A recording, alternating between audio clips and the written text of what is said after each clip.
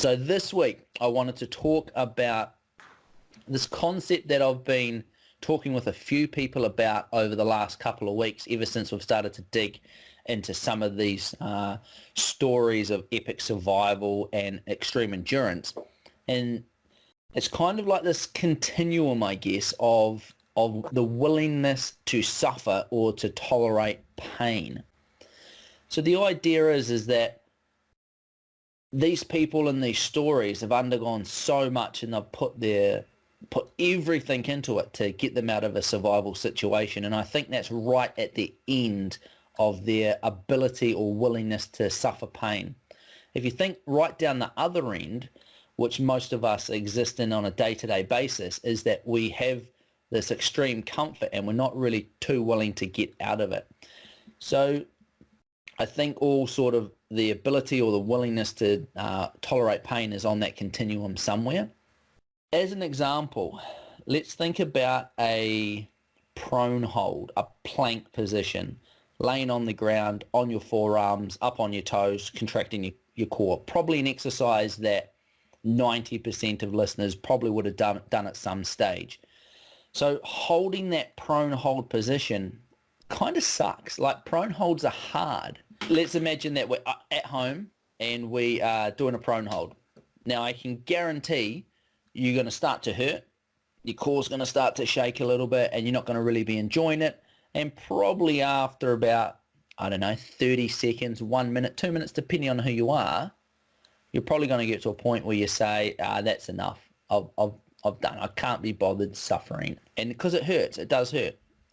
Now, if I was to introduce some more people into the situation, or take you from your living room and put you in a gym with a lot of other people, or I jumped down on the floor beside you and did the prone hold with you, you would be able to tolerate that pain for longer.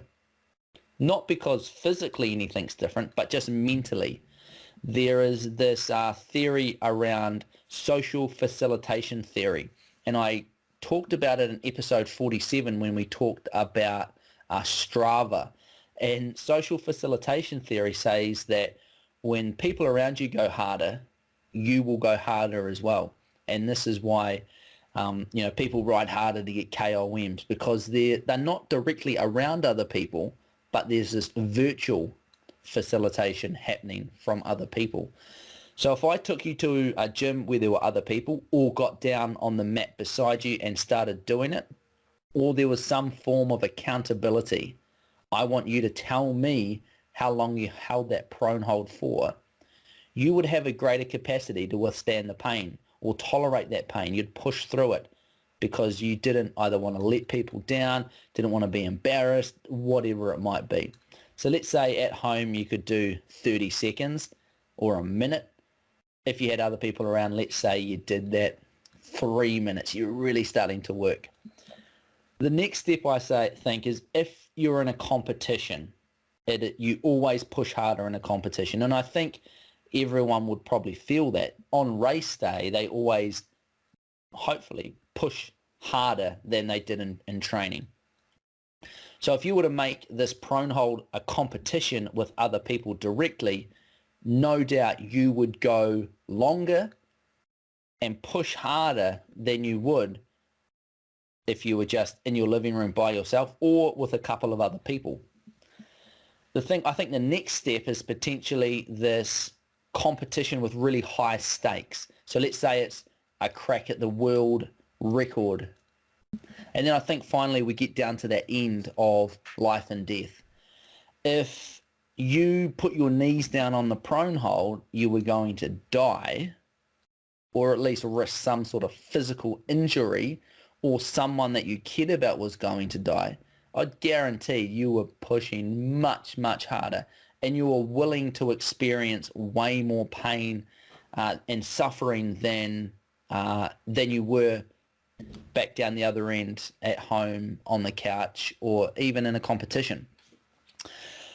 So why have we been talking for 5 minutes about this continuum of pain and suffering? Well, I think we can kind of use this concept in our training, in that if we think that we get this improvement in our ability to push ourselves and our ability to or push harder or experience more pain when there's others around or it's a competition, why not use that in training? So for an example, if we've got a killer set of zone 5 VO2 max intervals and we need to be pushing ourselves hard to get the desired result, then why not do it with others?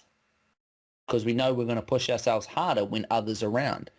If you're sitting at home by yourself on your wind trainer in the lounge, you're probably not going to push yourself as hard if you were sitting around with a bunch of other people on wind trainers. Do you know what I mean?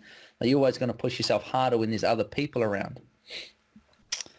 On the flip side of that, if you've got a recovery session or a zone 2 session that needs to be done at a very specific pace, which tends to be lower, then potentially do it by yourself, because we know that when we get into those situations with others, we're going to be pushing ourselves harder. And I think the main thing is that just knowing that you've got more to give, because the physical difference between you at home doing a prone hold or in a life and death situation doing a prone hold, trying to get to that 8-hour and 1 minute record, you have more to give, because nothing physically is different apart from this mental. Sure, there's a bunch of different hormones and neurotransmitters like adrenaline coursing through your body to help you push through it. But the only thing that's changed that is the situation and our perception of that situation. So developing that ability to know that you have more to give, and that ability to do that is a mental ability, not a physical one. Because just like our prone hold at home versus our prone hold with other people show, you physically have the ability to do it. It's just mentally being able to tap into it.